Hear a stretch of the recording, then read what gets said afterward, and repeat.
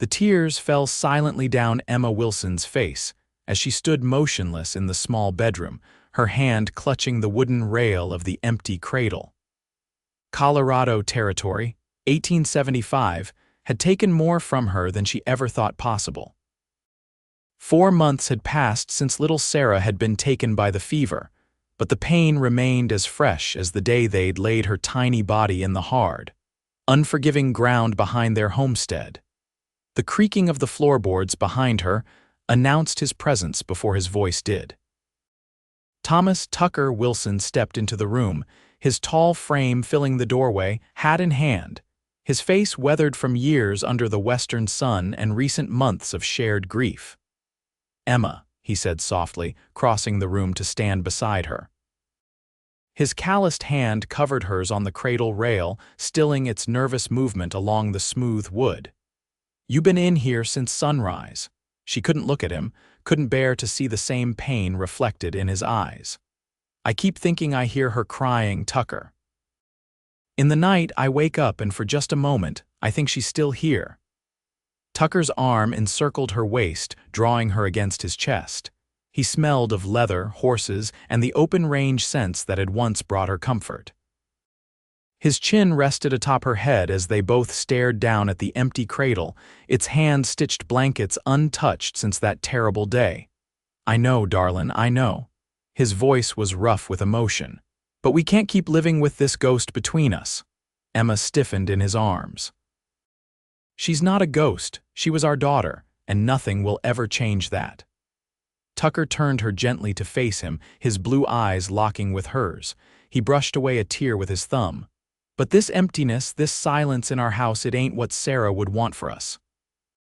"How do you know what she'd want?" Emma's voice cracked. "She was just a baby." Tucker's hands framed her face. "Because she was made from our love, Emma, and love don't want to see suffering." He glanced at the cradle, then back to her face with determination in his eyes. "I promise you, Emma Wilson, we'll fill this house with laughter again. Somehow, someway we will."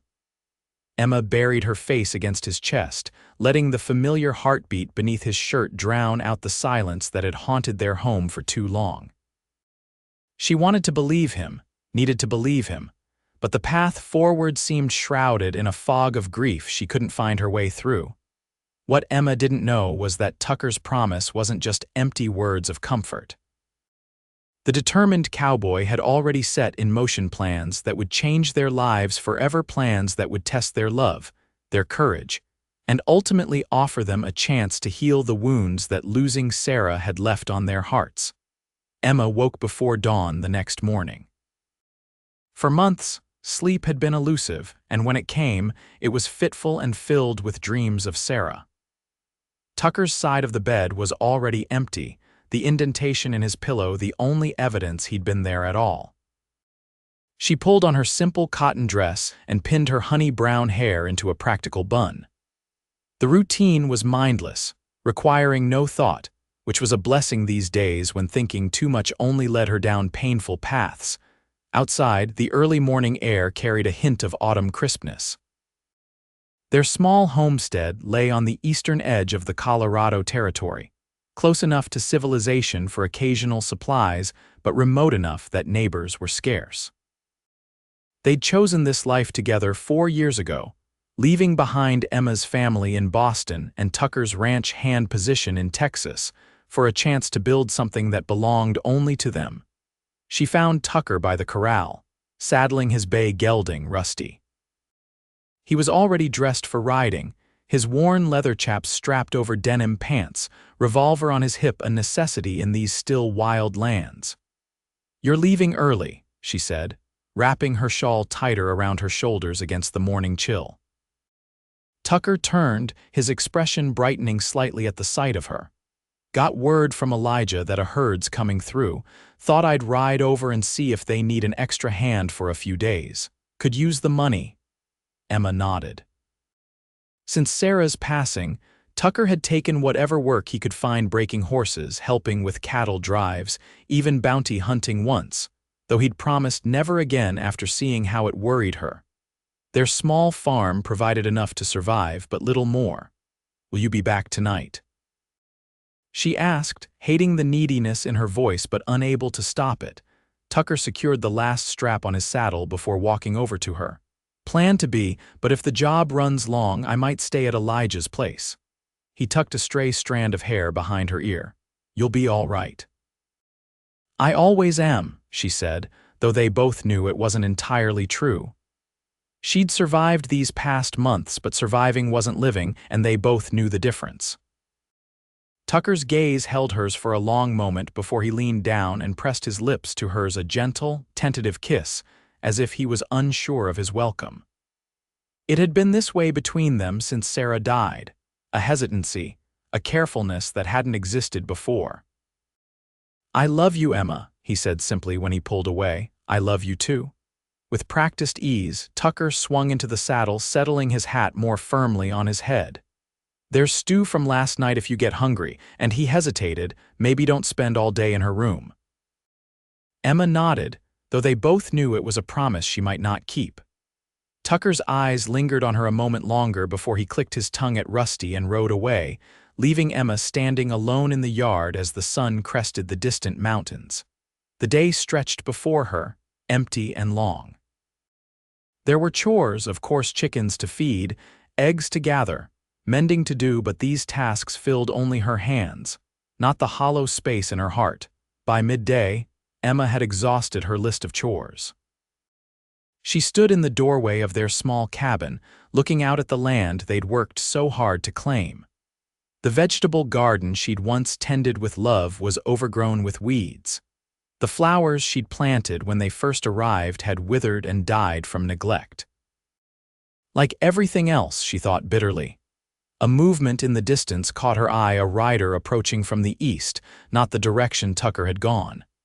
Instinctively, Emma retreated into the cabin, reaching for the shotgun Tucker kept by the door. Strangers weren't always welcome in these parts, especially when a woman was alone. As the rider drew closer, Emma recognized the straight-backed figure of Elijah Montgomery, their nearest neighbor and Tucker's closest friend in these parts. She set the shotgun aside with a sigh of relief and stepped back onto the porch. "Afternoon, Mrs. Wilson," Elijah called as he reined his horse to a stop. He was older than Tucker by nearly 20 years, his beard more salt than pepper, but he sat his horse with the easy grace of a man who'd spent most of his life in the saddle. "Mr. Montgomery," Emma acknowledged with a nod. "If you're looking for Tucker, he rode out at first light." "Said he was headed your way, actually." Elijah's bushy eyebrows drew together in confusion. "That's so. Haven't seen hide nor hair of him today." A flicker of concern ignited in Emma's chest. "He said something about a cattle herd coming through and you needing extra hands." Elijah shook his head slowly. "No herd that I know of. Trail's been quiet all week." He must have seen the worry on her face because he quickly added, though he might have heard it from someone else passing through, "Lots of work to be had this time of year with harvest coming in." Emma nodded, trying to quell the unease building inside her. Tucker had never lied to her before, but grief changed people. She'd seen it in herself. Maybe Tucker was changing too. "While I'm here," Elijah continued, "I was wondering if you might spare a cup of coffee." "Been riding fence all morning and could use the warmth." "Of course," Emma said, grateful for the distraction. "Please come in." As they sat at her kitchen table, coffee steaming between them, Elijah studied her with kind eyes. "How are you holding up, Emma, really?" The unexpected gentleness in his voice threatened to crack the fragile composure she'd maintained all day. She swallowed hard. "Some days are harder than others." Elijah nodded, his weathered hands cradling the coffee mug.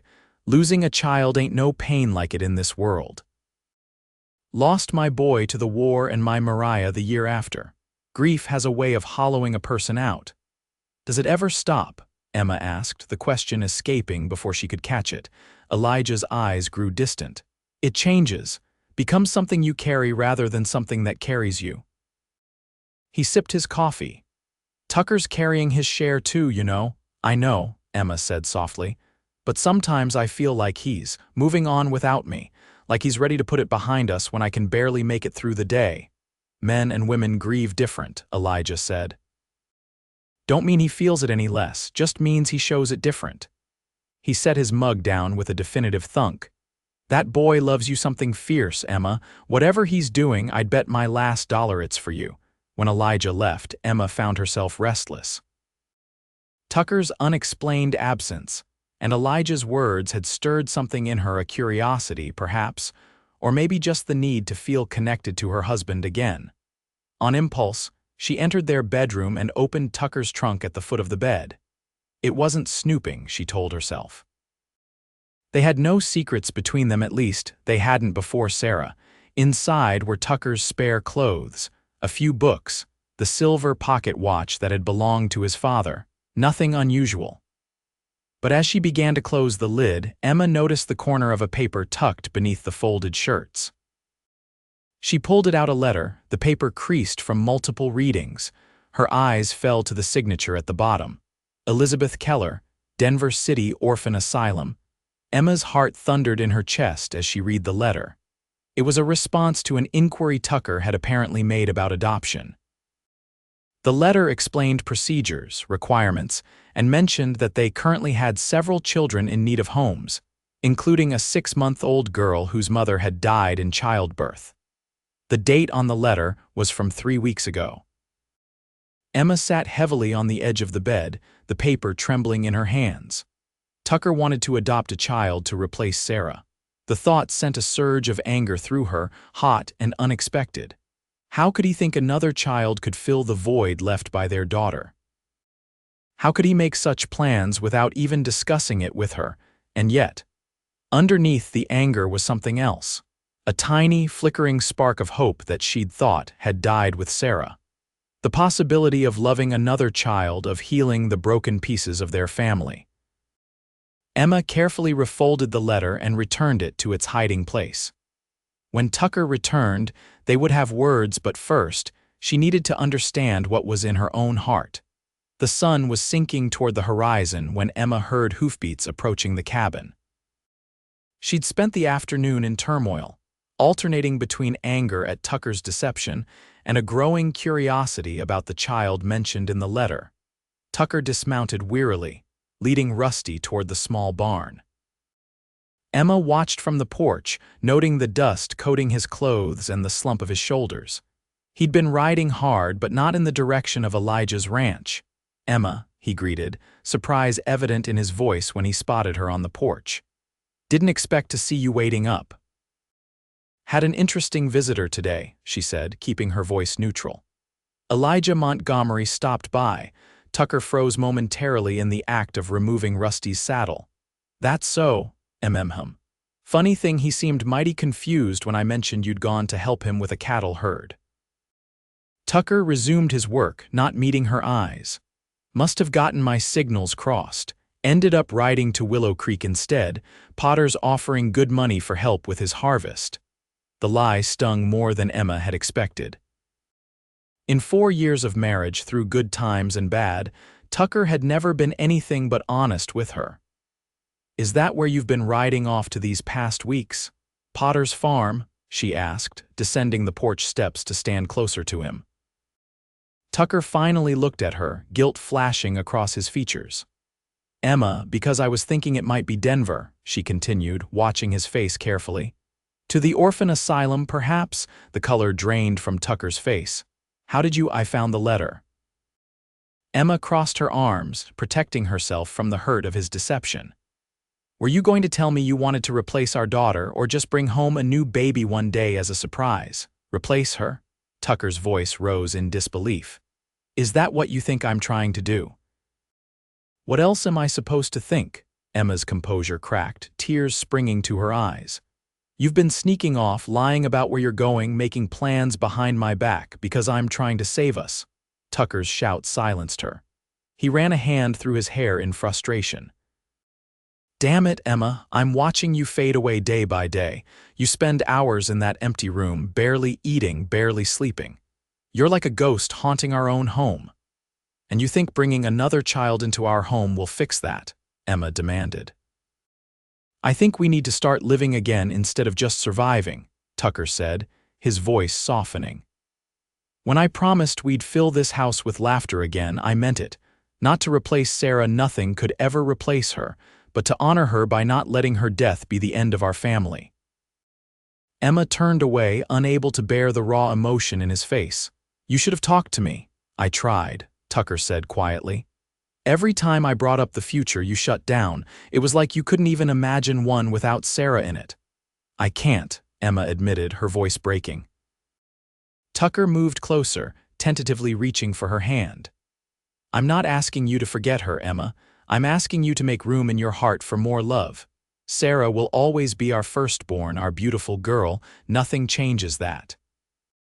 Emma allowed him to take her hand but couldn't bring herself to look at him. "The letter mentioned a baby girl. Her name is Hannah," Tucker said softly, 6 months old. "Her mama died birthing her, father unknown, been at the asylum since she was born. You've seen her?" Emma asked, finally meeting his eyes. Tucker nodded. "Twice now. She's got these big blue eyes that seem to take in everything. Reminded me of you, actually, the way you looked when we first came out west, like everything was new and full of wonder." Emma felt a tear slide down her cheek. "And you think we could love her, after Sarah?" "I think our hearts are bigger than we know," Tucker said, squeezing her hand. "And I think Sarah would want her mama to smile again." Emma closed her eyes, imagining a child with blue eyes and wonder in her face. Not Sarah, no one could ever be Sarah, but perhaps someone who needed them as much as they needed her. "I'm not saying yes," she said finally, opening her eyes to look at her husband. "But I'm not saying no either. I need time, Tucker, and I need you to be honest with me. No more secrets." Relief washed over Tucker's face. "No more secrets," he promised, "and all the time you need." That night, for the first time in months, Emma allowed herself to be held by her husband without the barrier of grief between them. As they lay in the darkness, Tucker's arms around her, she whispered, "Tell me more about her, about Hannah." And as Tucker described the little girl with blue eyes who might one day be theirs, Emma felt something stir within her, not replacing the love for Sarah, but growing alongside it, like wildflowers finding space to bloom in the shadow of a mountain. The next morning dawned clear and bright, a perfect September day in the Colorado Territory. Emma woke to find Tucker already up, the scent of coffee and frying bacon drifting through their small cabin. For a moment, she lay still, surprised by the absence of the immediate crushing grief that had greeted her every morning since Sarah's death. It was still there, of course, a dull ache in her chest that she suspected would never fully disappear, but something else had joined it. A tentative curiosity about the future, sparked by Tucker's revelation the night before. She dressed quickly and joined him in the kitchen, where he was turning bacon in the cast iron skillet with practiced ease. "Morning," he said, glancing up with a cautious smile. "Thought you might like some breakfast before we head out." "Head out?" Emma questioned, pouring herself a cup of coffee. Tucker nodded, sliding the bacon onto 2 plates. "Thought we might ride into town today. Been a while since you've been off the homestead." It had been months, in fact. Since the funeral, Emma had barely ventured beyond the boundaries of their property, preferring the isolation of grief to the well-meaning but painful sympathies of neighbors and townsfolk. "I don't know, Tucker," she hesitated, cradling her coffee cup. "Just to town," he assured her. "No expectations beyond that, but I thought," he paused, choosing his words carefully, "I thought maybe you might want to see some of Sarah's things put to good use." Emma tensed. "What do you mean?" Pastor Williams mentioned the Jensen family lost everything in that fire last week. "They've got 3 little ones, including a baby girl about Sarah's age." Tucker met her eyes steadily.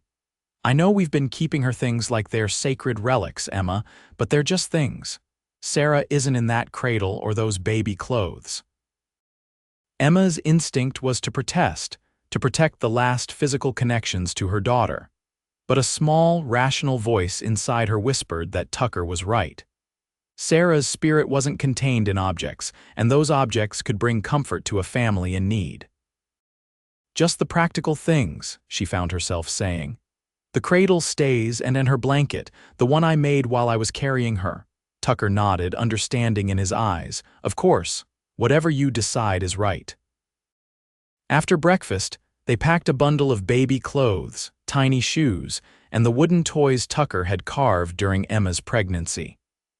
Each item Emma placed in the burlap sack was a small goodbye, a tiny step toward accepting that Sarah was truly gone. The ride into town was quiet, each lost in their own thoughts. Echo Creek was a small but growing settlement, boasting a general store, a saloon, a blacksmith, and the white-steepled church where they'd held Sarah's funeral. As they rode down the main street, Emma felt the weight of curious eyes upon her. Everyone knew their story tragedy traveled fast in small communities, and her prolonged absence had no doubt been a subject of speculation. They tied their horses outside the church and found Pastor Williams in his study. The elderly minister's kind face lit up at the sight of Emma. "Mrs. Wilson, what a joy to see you," he said, genuine warmth in his voice. "We've missed you at services." Emma managed a small smile, suddenly shy in the face of his compassion. "Thank you, Pastor. It's been difficult. Of course, my dear, the Lord understands, and so do we." He turned to include Tucker in his gaze. "What brings you both by today?" Tucker explained about the baby items as Emma set the burlap sack on the pastor's desk. "We thought perhaps the Jensens could use them for their little one." Pastor Williams' eyes grew soft with understanding. "That's a mighty generous gesture, and I know the Jensens will be grateful. They're staying at the Miller place until they can rebuild." He looked directly at Emma. "Are you certain about this, Mrs. Wilson? No one would think less of you for keeping your child's things." "I'm sure," Emma said, surprised to find she meant it. "Sarah would want another baby to use them." After leaving the church, Tucker suggested they stop at the general store for supplies. Emma agreed, though her emotional reserves were beginning to deplete after the morning's task. Inside the store, Mrs. Abernathy greeted them with the enthusiastic energy that had made her the town's primary source of gossip for the past decade. "Emma Wilson, as I live and breathe," she exclaimed, hurrying from behind the counter. "We were beginning to think you'd turned into a hermit up there on that homestead of yours." Tucker stepped protectively closer to Emma's side. "Just need some supplies today, Mrs. Abernathy. Coffee, sugar, maybe some of that peppermint candy if you've got it." But Mrs. Abernathy wasn't to be deterred. Of course. And how are you doing, Emma dear? Such a tragedy with your little one. I was just saying to Herbert the other day, that poor Wilson girl, all alone up there with her grief while Tucker's gone all the time." Emma felt Tucker stiffen beside her. "I'm managing, thank you," she said quietly. Mrs. Abernathy patted her arm. "Of course you are, dear. And you know what they say, the good Lord never closes a door without opening a window. Why, look at the Petersons. Lost their boy to the fever same time as your Sarah, and now Mary's expecting twins. Blessings come in the most unexpected ways." Emma felt the blood drain from her face. The comparison of their loss to someone else's blessing struck her like a physical blow. Before she could respond, Tucker intervened. "We'll just take our supplies and be on our way, Mrs. Abernathy," he said firmly, placing items on the counter with more force than necessary. The shopkeeper seemed oblivious to the tension. Of course. Oh. And Tucker, I heard you've been riding to Denver regular-like. Business opportunities, is it?" Emma watched her husband's face carefully, curious despite herself about how he would respond to this direct question about his secret trips. Tucker met her eyes briefly before answering. "Just looking into some possibilities for our future, madam. Nothing certain yet." "Well, Denver's growing by leaps and bounds," Mrs. Abernathy continued as she wrapped their purchases. "Opportunities aplenty for a hard-working couple like yourselves. Though I always say, nothing helps heal a broken heart like the pitter-patter of little feet. You two ought to try again for another baby, get right back on that horse, so to speak." The insensitive comment hung in the air like gunsmoke. Emma felt herself begin to tremble, tears threatening to spill over. Tucker quickly paid for their supplies, his jaw tight with suppressed anger. "Thank you for your advice, Mrs. Abernathy," he said coldly. "We'll keep it in mind." Outside, Emma leaned against the hitching post, trying to regain her composure. Tucker set the packages in his saddlebags before turning to her, concern etched on his features. "I'm sorry, Emma. I should have known better than to bring you here so soon." Emma shook her head. "It's not your fault." "And she's not entirely wrong."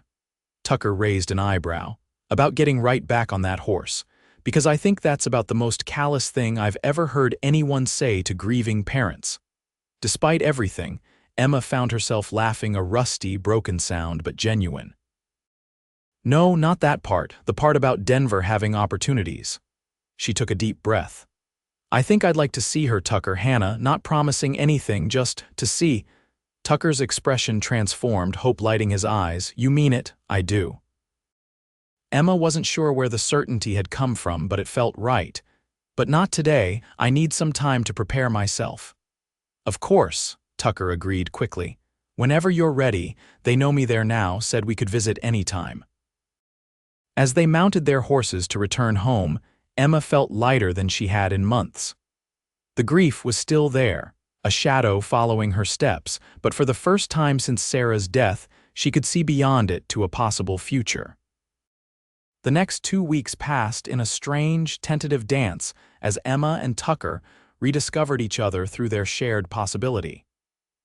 Tucker no longer hid his trips to Denver, instead sharing details about the orphanage and the children there, particularly little Hannah. Emma, in turn, began the painful but necessary process of creating space, both physically and emotionally, for the possibility of another child in their lives. She cleaned the cabin thoroughly, opened windows that had been shut for months, and slowly began to sort through Sarah's things, keeping the most precious mementos and preparing to give the rest away. The most difficult task was the cradle. Emma couldn't bring herself to move it from Sarah's room, not yet, but she did wash and refold the blankets, running her fingers over the tiny stitches she'd sewn with such hope and joy. One evening, as they sat on the porch watching the sunset paint the Colorado sky in brilliant oranges and pinks, Emma finally felt ready to voice the decision that had been forming in her heart. "I want to go to Denver," she said simply. "This weekend, if you think we can be ready." Tucker turned to look at her, careful hope in his eyes. "You're sure?" Emma nodded. "I need to see her to know if." She trailed off, unable to articulate the mixture of fear and longing she felt. "If she could be ours," Tucker finished for her. "If we could be hers." "Yes," Emma whispered. "What if I can't love her, Tucker? What if I see her and feel nothing?" Tucker took her hand, his calloused thumb rubbing gentle circles on her skin. "Then we'll know. But Emma, your heart's always had room to spare. That's why I fell in love with you in the first place." The journey to Denver took 2 days on horseback. They could have taken the stagecoach, but Emma preferred the privacy of traveling alone with Tucker, away from curious eyes and prying questions. The rhythmic movement of her mare beneath her and the vast openness of the Colorado landscape gave her time to prepare herself mentally for what lay ahead. They arrived in Denver late on the second day, securing a room at a modest hotel near the center of the growing city. Emma had visited only once before, shortly after they'd married, and was surprised by how much the city had grown in just a few years. The streets were busy with carriages, wagons, and people hurrying in all directions, a sharp contrast to the quiet isolation of their homestead. After a night of restless sleep, Emma found herself standing before the imposing brick building of the Denver City Orphan Asylum. A lump formed in her throat as she read the sign, the reality of what they were considering suddenly overwhelming. Tucker's hand found the small of her back, a steady pressure grounding her. "We can turn around right now if you want," he said softly. "No expectations." Emma shook her head. "No, I need to do this for all of us." Inside, they were greeted by a stern-looking matron who softened considerably when Tucker gave their names. "Mr. Wilson, good to see you again, and this must be your wife." She extended a hand to Emma. "I'm Mrs. Keller, we've been corresponding." "Thank you for allowing us to visit," Emma said, finding her voice despite her nerves. Mrs. Keller led them through the building, explaining the asylum's operations as they walked. The hallways were clean but institutional, echoing with the distant sounds of children playing. Emma's heart ached as they passed rooms filled with children of various ages, their eyes following the adults with a mixture of hope and wariness. "The babies are kept in a separate wing," Mrs. Keller explained as they turned down another corridor. "Most of them are eventually placed with families, but the older children," she sighed. "It becomes more difficult with each passing year." They stopped outside a door at the end of the hall. Mrs. Keller turned to them, her expression serious. "Before we go in, I should tell you that Hannah has formed quite an attachment to your husband during his visits. She's normally quite reserved with strangers, but she seems to recognize Mr. Wilson now." Pride and a touch of jealousy mingled in Emma's chest at this revelation. Tucker had already begun to form a bond with this child while Emma had been lost in her grief. Mrs. Keller pushed open the door to reveal a sunny room with several cribs arranged along the walls. A middle-aged woman sat in a rocking chair by the window, a baby in her arms. She looked up as they entered, recognition lighting her face when she saw Tucker. "She's just finished her feeding," the woman said, rising from the chair. "Been waiting for you, I think. Gets all excited when it's visiting day." Emma hung back as Tucker approached, watching as the woman carefully transferred the baby into his arms. The practiced ease with which Tucker held the child sent a pang through Emma's heart, memories of him cradling Sarah flooding back. "Hello, little lady," Tucker murmured, his voice taking on the gentle tone he'd once used with their daughter. "Brought someone special to meet you today." He turned, bringing the baby to where Emma stood frozen by the door. "Emma, this is Hannah." Emma's first thought was that the child looked nothing like Sarah. Where their daughter had had wisps of dark hair like Tucker's, Hannah's head was crowned with fine blonde fuzz. Sarah's eyes had been brown. Hannah's were indeed a striking blue, wide and curious as they regarded Emma. "Would you like to hold her?" Tucker asked softly. Emma hesitated, fear gripping her heart. What if holding this child erased the memory of Sarah's weight in her arms? What if it didn't, and she could only see what this child was not, rather than who she was? But Hannah made the decision for her, reaching out one pudgy hand toward Emma with a curious coo. The simple, trusting gesture broke something loose in Emma's chest. "Yes," she whispered, extending her arms. Tucker carefully transferred Hannah to her, and Emma found herself automatically adjusting her hold to support the baby's head and back. Hannah was heavier than she expected, solid and warm in a way that made her undeniably real. The baby regarded Emma solemnly for a long moment before her face suddenly split into a gummy smile, revealing two tiny bottom teeth. One dimpled hand reached up to pat Emma's cheek with surprising gentleness. "Oh," Emma breathed, the single syllable containing a universe of emotion. Tucker moved closer, one arm slipping around Emma's waist as they both gazed down at the child. "She likes you," he said, a tremor in his voice betraying his own emotion. "She's beautiful," Emma said, unable to tear her eyes away from Hannah's face. The baby gurgled in response, as if agreeing with the assessment. Mrs. Keller and the nursemaid had discreetly moved to the other side of the room, giving them a moment of privacy. Emma was grateful for their tact as she struggled to sort through the tangle of emotions rising within her. Holding Hannah didn't erase Sarah. The knowledge came with a rush of relief so powerful it made her knees weak. Her love for her firstborn remained intact, a sacred space in her heart that nothing could diminish. But alongside it, incredibly, impossibly, she felt the first stirrings of something new, a tenderness for this child who needed a family as much as they needed her. "Would you like some time alone with her?" Mrs. Keller asked, approaching them after several minutes had passed. "There's a small visiting room where you could get better acquainted." Emma looked to Tucker, who nodded encouragingly. "Yes, please," she said, surprising herself with the steadiness in her voice. The visiting room was simply furnished with a sofa, a rocking chair, and a small table holding a few wooden toys. Emma sat in the rocker with Hannah on her lap while Tucker perched on the edge of the sofa, watching them with barely concealed hope. "Tell me everything you know about her," Emma said, gently bouncing Hannah as the baby explored the collar of Emma's dress with curious fingers. Tucker leaned forward, elbows on his knees. Her mother was young, unmarried, came to Denver from somewhere back east, according to Mrs. Keller.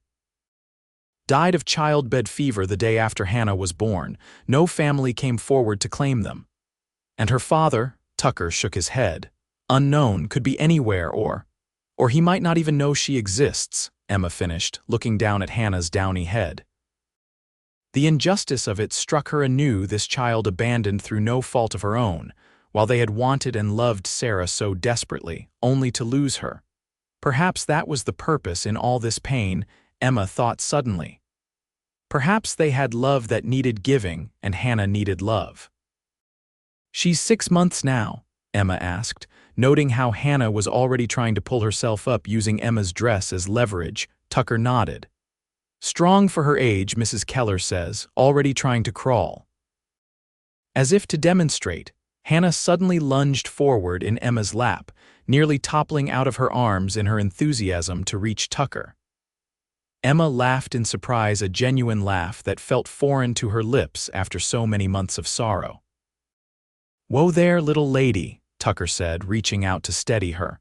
"You're going to give your He stopped abruptly, a flush creeping up his neck. "Give Emma here a scare with those acrobatics." The slip didn't go unnoticed by Emma. "Your mama," he'd almost said. The words hung in the air between them, a question neither was quite ready to voice. They spent an hour with Hannah, watching her play, taking turns holding her, learning the unique ways she communicated her needs and wants. By the time Mrs. Keller returned to inform them that Hannah needed her nap, Emma felt as though she'd known the child for much longer than a single morning. "We can come back tomorrow, if you'd like more time," Mrs. Keller offered as Emma reluctantly handed Hannah back to the nursemaid. "Or if you've seen enough to make your decision." "We'll need to discuss it," Tucker said quickly, placing a supportive hand on Emma's back. "This isn't a decision to be made lightly." Mrs. Keller nodded approvingly. "Of course, we want our children placed in homes where they'll be truly wanted. Take whatever time you need to be certain." As they left the asylum, Emma felt as though she were moving through a dream, her mind replaying every moment with Hannah while simultaneously reaching back to memories of Sarah. The two existed side by side in her thoughts, distinct yet somehow harmonious. They walked in silence for several blocks, each lost in their own reflections. Finally, Tucker guided them to a small park where they could sit and talk privately. "Tell me what you're thinking," he said once they were seated on a bench beneath a cottonwood tree. Emma took a deep breath, trying to order her chaotic thoughts. "I'm thinking that I still miss Sarah every minute of every day," she began. "And I'm thinking that Hannah is not Sarah, could never be Sarah." Tucker nodded, his expression carefully neutral as he waited for her to continue. "But I'm also thinking," Emma said more slowly, "that maybe that's not what this is about. Maybe it's not about replacing what we lost, but about creating something new from the broken pieces." Hope kindled in Tucker's eyes. "And Hannah, she's perfect," Emma said simply. "Not perfect like Sarah was perfect to us, but perfect in her own way, her own person. So you think we could?" Tucker let the question trail off, afraid to push too hard. Emma reached for his hand, twining her fingers with his. "I think we could love her, Tucker. I think maybe I already do a little. Not the same way I love Sarah, but love doesn't have to be the same to be real," Tucker finished for her, squeezing her hand. "Yes," Emma whispered, tears filling her eyes. "Exactly that." Tucker pulled her into his arms, holding her tight against his chest. "We don't have to decide today. We can come back tomorrow and the next day if you need." Emma nodded against his shoulder, grateful for his patience. "I want to be sure, for Hannah's sake as much as ours." They returned to the asylum the next day and the day after that. Each visit strengthened the connection forming between them and Hannah. By the third day, the baby would squeal with delight when they entered the nursery, reaching for them with complete trust. On the evening of their 4th day in Denver, as they sat in their hotel room discussing their future, Emma finally gave voice to the decision that had been forming in her heart. "I want to bring her home," she said simply. Tucker's face lit with joy, but he tempered it with a cautious question. "You're certain? Because once we start this process, I'm certain," Emma interrupted. "I'll always miss Sarah, always love her, but Hannah needs us, and I think we need her too." Tucker crossed the room in 2 long strides, lifting Emma from her chair and spinning her in a circle that startled a laugh from her lips. When he set her down, his eyes were damp with emotion. "We're going to be a family again," he said, his voice rough. "We are," Emma agreed, reaching up to touch his cheek. "A different family than we were before, but still ours." The adoption process was lengthier than either of them had anticipated. There were papers to sign, character references to provide, and a home inspection to arrange. Mrs. Keller was thorough in her duty to ensure Hannah would be placed in a suitable home. "The child's welfare must come first," she explained as she outlined the steps they would need to take. "But I must say, having observed you both with Hannah these past days, I have every confidence this placement will be successful." It was agreed that they would return to their homestead to prepare for Hannah's arrival while the necessary documentation was processed. They could return to Denver in 3 weeks' time to finalize the adoption and bring Hannah home. The farewell was harder than Emma had expected. In just a few days, Hannah had secured a place in her heart, and leaving her behind, even temporarily, felt like another small loss. "We'll be back before you know it, little lady," Tucker promised as he held Hannah one last time. "Got to get your room ready, make sure everything's perfect for when you come home." Emma took her turn holding the baby, breathing in her sweet scent and memorizing the weight of her in her arms. "Be good for Mrs. Phillips," she told Hannah, referring to the kindly nursemaid. "We'll come back for you very soon."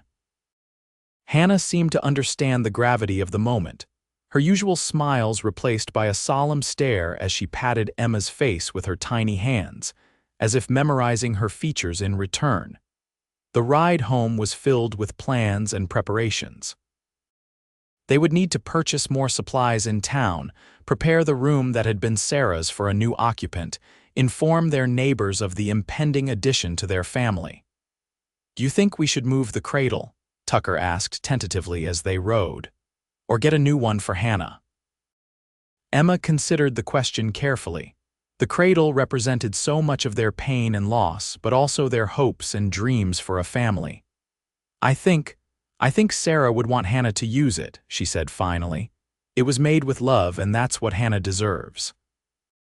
Tucker reached across the space between their horses to squeeze her hand. "You're an amazing woman, Emma Wilson." The homestead seemed different when they returned, not changed physically, but altered in meaning. What had been a place of grief now held the promise of new beginnings. As promised, Tucker immediately set to work preparing for Hannah's arrival. He repaired loose boards on the porch, reinforced the fence around the yard to create a safe play area, and began constructing a high chair for when Hannah was ready for it. Emma, meanwhile, focused on the interior of their home. She washed curtains, beat rugs, and scoured every surface until the cabin gleamed. The most difficult task was Sarah's room. For 3 days, she avoided it entirely, unable to face the transformation it needed to undergo.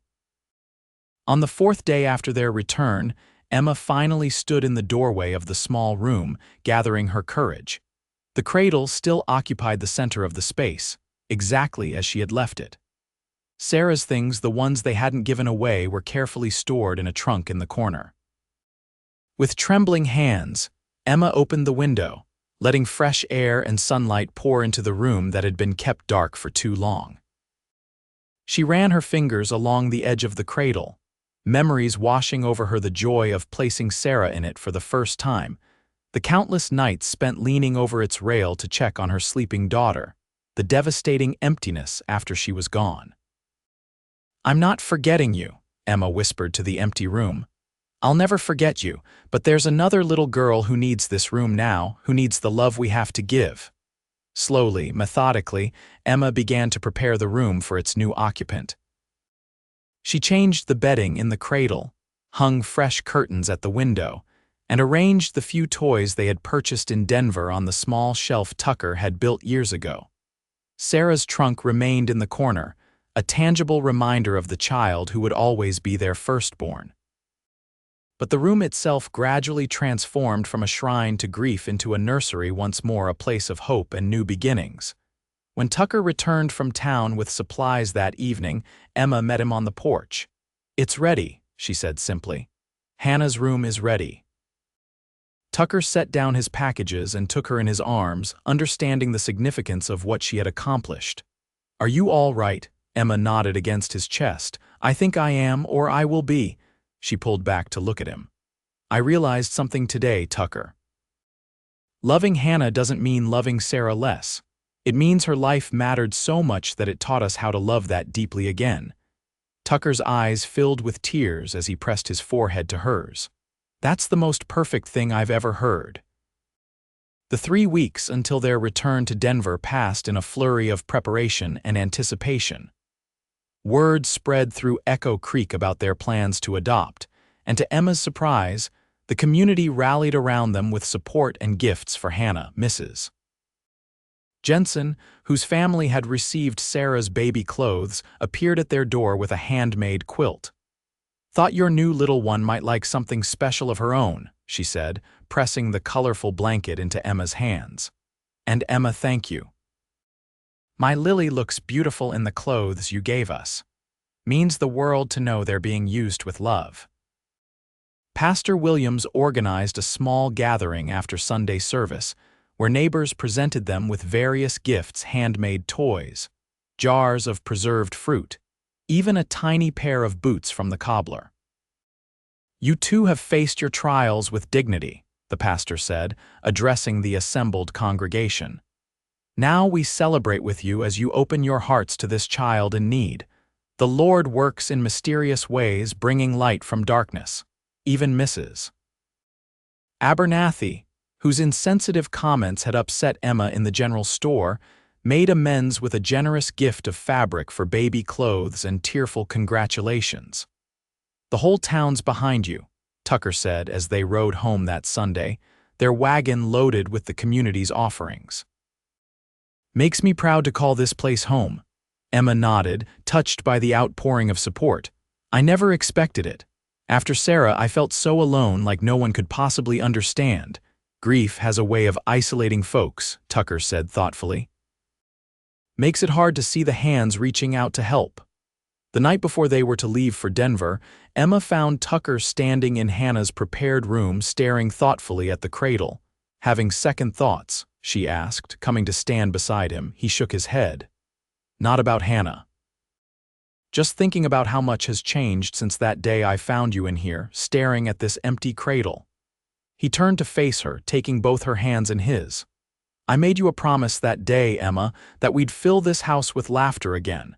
And we will," Emma said, squeezing his hands.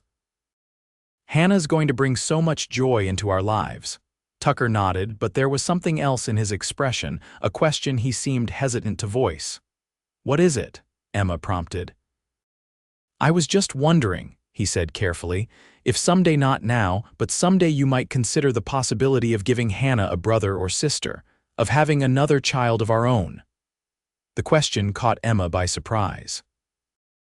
In all their discussions about adoption, the possibility of having another biological child had remained unspoken between them.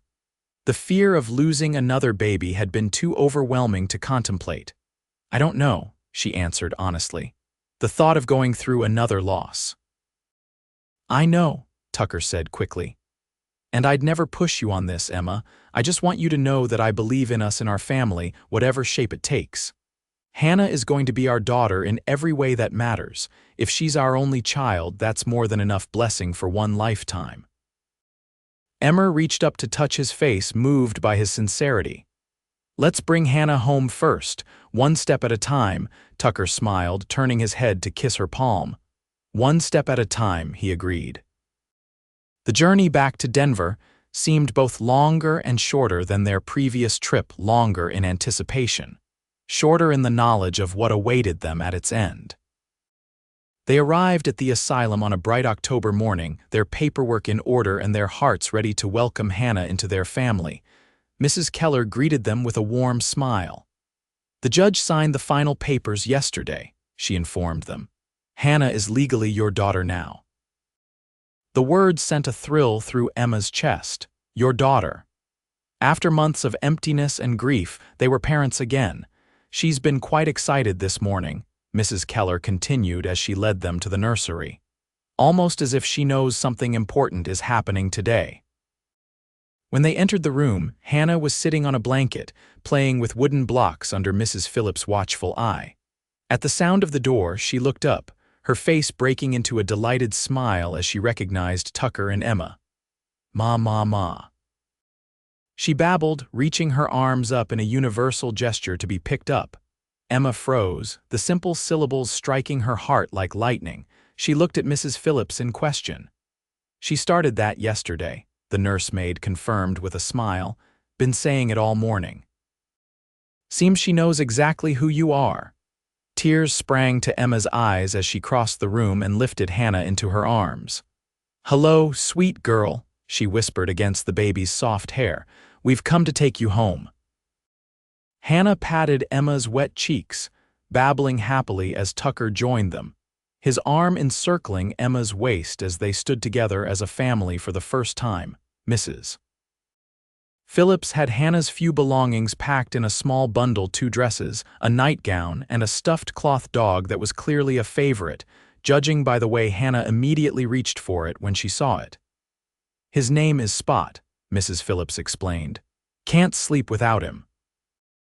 After signing the final papers in Mrs. Keller's office and receiving instructions on Hannah's schedule and preferences, they were finally ready to leave. Mrs. Keller walked them to the front door of the asylum where their wagon waited, loaded with their belongings and the new supplies they'd purchased for the journey home. "Remember, children are remarkably resilient," Mrs. Keller advised as Tucker secured Hannah's bundle in the wagon. "She may be unsettled for a few days as she adjusts to her new surroundings, but your love and consistency will help her feel secure." Emma nodded, holding Hannah close as the baby examined the buttons on her dress with fascination. "We'll write to let you know how she settles in."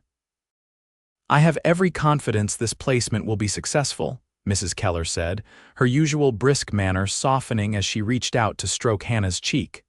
"Goodbye, little one. You're going to a good home." The journey back to Echo Creek was necessarily slower with Hannah along.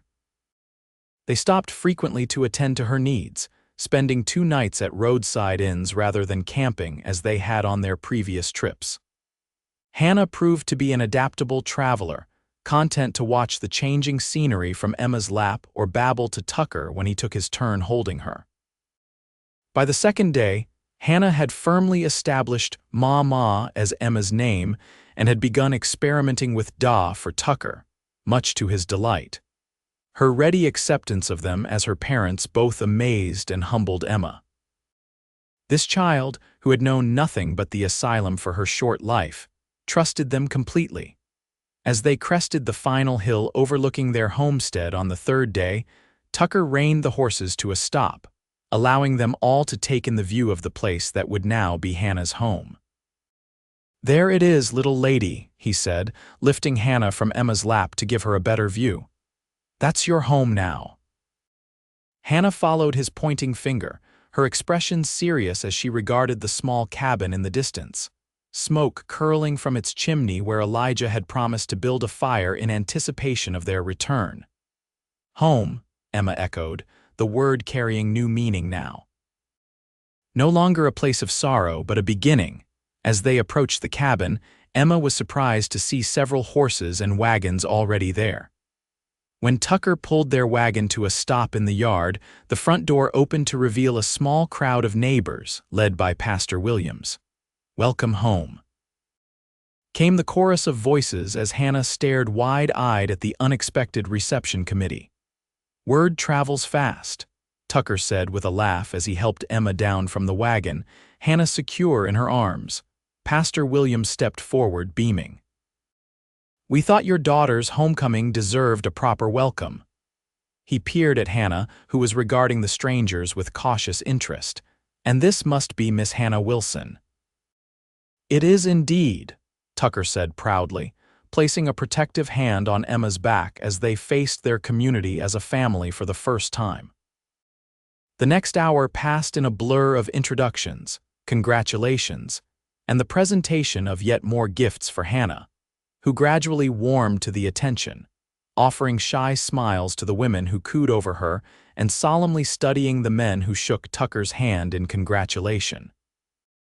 Emma watched in wonder as her home, which had been so empty for so long, filled with voices and laughter. Hannah remained in her arms, occasionally burying her face in Emma's neck when the stimulation became too much, but always emerging again with renewed curiosity. "She's beautiful, Emma," Elijah Montgomery said when he finally got his turn to meet Hannah properly. "Got her daddy's eyes, I'd say." He winked at Tucker, continuing the fiction they'd agreed upon that Hannah was a distant relation of Tucker's who had been orphaned. "She does at that," Emma agreed, touched by the old rancher's easy acceptance of their story. As the gathering continued, Emma found herself growing overwhelmed by the noise and activity after so many months of solitude. Tucker, ever attuned to her moods, noticed her fatigue and gradually began to usher their well-meaning neighbors toward the door. "Hannah's had a long journey," he explained. "Probably best if we let her settle in quietly now." Understanding nods and final congratulations accompanied their departure, until at last the cabin was quiet again, save for Hannah's soft babbling as she explored her new surroundings from the safety of Emma's lap. "Welcome home, Hannah Wilson," Tucker said, kneeling before them and gently taking the baby's tiny hand in his. "Been waiting a long time for you." That night, after Hannah had been fed, bathed, and settled in the cradle with Spot clutched firmly in one hand, Emma and Tucker stood together beside the cradle, watching their daughter sleep. "She looks like she belongs there," Tucker whispered, his arm around Emma's waist. "She does," Emma agreed, leaning her head against his shoulder. "It's strange I was so afraid that seeing another baby in Sarah's cradle would hurt, but it doesn't. It feels right somehow." Tucker pressed a kiss to her temple. "That's because it is right. Sarah will always be our first child, Emma. Nothing changes that. But this," he nodded toward the sleeping Hannah, "this is right too." As they left the room, leaving the door ajar so they could hear if Hannah woke, Emma felt a sense of peace settle over her that had been absent for too long. The house that had echoed with emptiness now held new life, new purpose. Later, as they lay together in their bed, Tucker's arms around her in the darkness, Emma whispered, "You kept your promise." "What promise is that?" he asked, his breath warm against her hair. "The day you found me beside the empty cradle," she reminded him.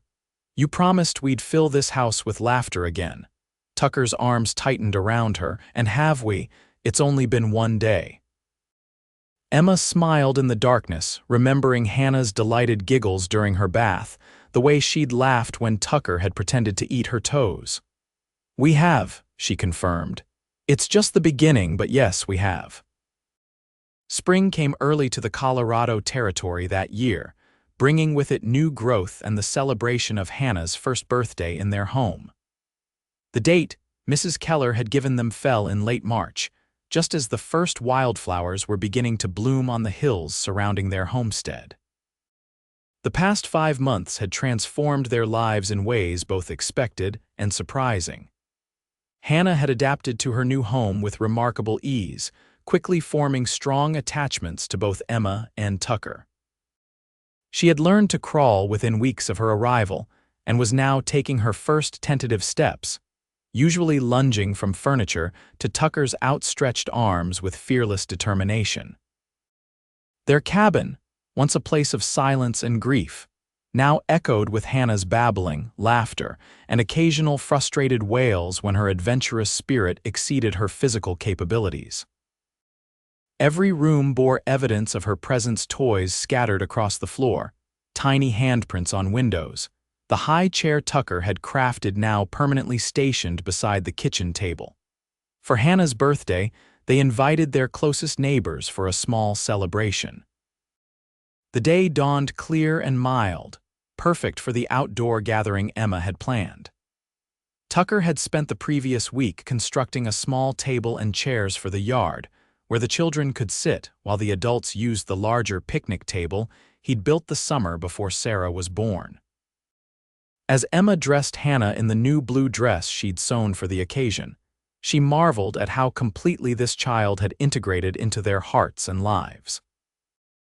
Hannah's blonde hair had grown into soft curls that framed her face, and her blue eyes sparkled with intelligence and mischief as Emma tied a matching ribbon around one of her curls. "Birthday girl," Emma cooed, lifting Hannah to her hip. "Are you ready for your party, Ma?" Hannah replied, patting Emma's face with a dimpled hand. Her vocabulary had expanded to include several words now, da, dog, more, and no being among her favorites, but mama remained her most frequent utterance. Tucker appeared in the doorway, his expression softening as he took in the sight of them. "Well, don't you two look pretty as a picture," he said, crossing the room to kiss Emma's cheek and ruffle Hannah's curls. "Guests will be arriving soon. Elijah just rode up." The small party was a joyful affair. Hannah, initially overwhelmed by the attention, soon warmed to the celebration, especially when she discovered the cake Emma had baked. With Tucker's help, she blew out her single candle, then proceeded to smear frosting across her face with delighted abandon. "She's thriving with you too," Elijah commented as they watched Hannah toddling after the Jensen children in the yard, squealing with laughter as they played a gentle game of chase with her. "Never seen a happier child. She's been our blessing," Emma said honestly. "I never thought I could feel this way again after Sarah, but Hannah, she's healed something in us that I thought was broken forever." Elijah nodded, understanding in his weathered face. "Loss changes you, but so does love. Sometimes they change you in the same direction." As the afternoon lengthened into evening and their guests departed, Emma found herself reflecting on the old rancher's words. Loss and love had indeed changed her, shaped her into someone both stronger and more vulnerable than she'd been before. Later, after Hannah had been bathed and put to bed, exhausted from her day of celebration, Emma joined Tucker on the porch. The spring evening was cool but pleasant, the sky ablaze with stars in the clear mountain air. "Happy?" Tucker asked as she settled beside him on the porch swing he'd built the previous summer. "Very," Emma confirmed, leaning against his solid warmth. "I was just thinking about how far we've come since last year." Tucker's arm came around her shoulders, drawing her closer. "Been quite a journey." "It has," Emma agreed. After a moment of comfortable silence, she added, "I've been thinking about what you asked me before we brought Hannah home." Tucker's body tensed slightly beside her. "About having another baby someday," Emma nodded, her hand finding his in the darkness. I think I'm ready to consider it, not right away, but someday." Tucker released a breath she hadn't realized he was holding. "You sure, Emma? Because Hannah is more than enough family for me if that's what you want." "I know," Emma said, squeezing his hand.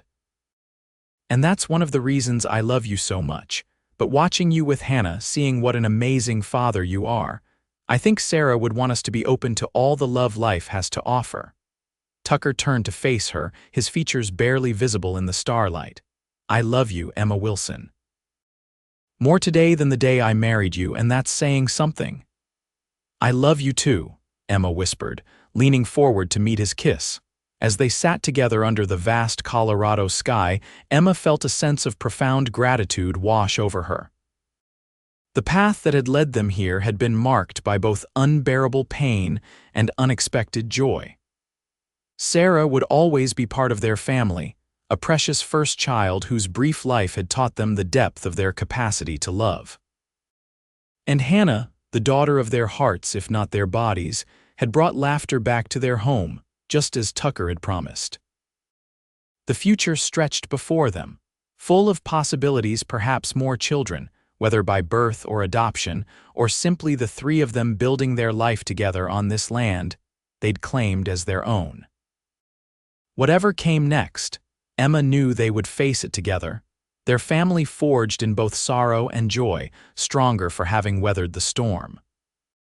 Inside the cabin, Hannah slept peacefully in the cradle that had once held Sarah, the past and present joined in a continuity of love that transcended grief. And on the porch, Tucker held Emma close as the stars wheeled overhead, their promise to fill their house with laughter fulfilled beyond what either could have imagined in their darkest days. The years that followed brought changes both great and small to the Wilson family. Hannah grew from a toddler into a spirited young girl with her mother's kindness and her father's determination. The cradle was eventually replaced by a small bed that Tucker crafted from pine, its headboard carved with wildflowers like those that bloomed on Sarah's grave each spring. And 2 years after Hannah's arrival, Emma gave birth to a son they named Thomas James Wilson Jr., called TJ by everyone except his mother, who insisted on his full name when he was in trouble, which was often, given his adventurous nature. The birth was difficult but ultimately joyful, the new life a testament to their courage in opening their hearts to love again, despite the risk of loss. Hannah took to her role as big sister with enthusiasm, appointing herself TJ's protector and teacher from the moment Emma placed the swaddled infant in her eager arms. "My brother," she announced with 4-year-old solemnity, and that was that a bond formed that would last their lifetime. On quiet evenings, after the children were asleep, Emma and Tucker would sometimes sit beside Sarah's small grave behind their home, telling her about her siblings and the family they had become. It was on one such evening, as they watched the sunset paint the Colorado sky in brilliant oranges and golds, that Tucker turned to Emma with a question. "Do you ever wonder what might have happened if we hadn't found our way through the grief?" he asked, his hand warm around hers. "If we'd let it pull us apart instead of bringing us closer?" Emma considered the question, thinking of all they would have missed: Hannah's first steps, TJ's birth, the 1,000 small joys that had filled their days since they'd made the choice to move forward together. "I think," she said finally, "that Sarah sent Hannah to us, not to replace her but to remind us that love is bigger than loss, that family is more than blood." Tucker nodded, understanding in his eyes as he gazed at the small headstone, then back to the cabin where their living children slept. "Reckon she did at that." As they walked hand in hand back to their home, no longer echoing with emptiness, but filled with the evidence of young lives being lived to the fullest, Emma thought of the promise Tucker had made beside an empty cradle years before. "We'll fill this house with laughter again," he'd said, and they had, with Hannah's giggles, TJ's belly laughs, and their own rediscovered joy. The cradle that had once stood empty now rested in the attic, waiting perhaps for grandchildren someday. The grief that had once threatened to consume them had transformed into a quiet remembrance, a sacred space in their hearts where Sarah would always live. And the love that had brought them together, tested by unbearable loss and strengthened by courageous hope, continued to grow with each passing season, as enduring as the Colorado mountains that cradled their home and as boundless as the western sky stretching above them.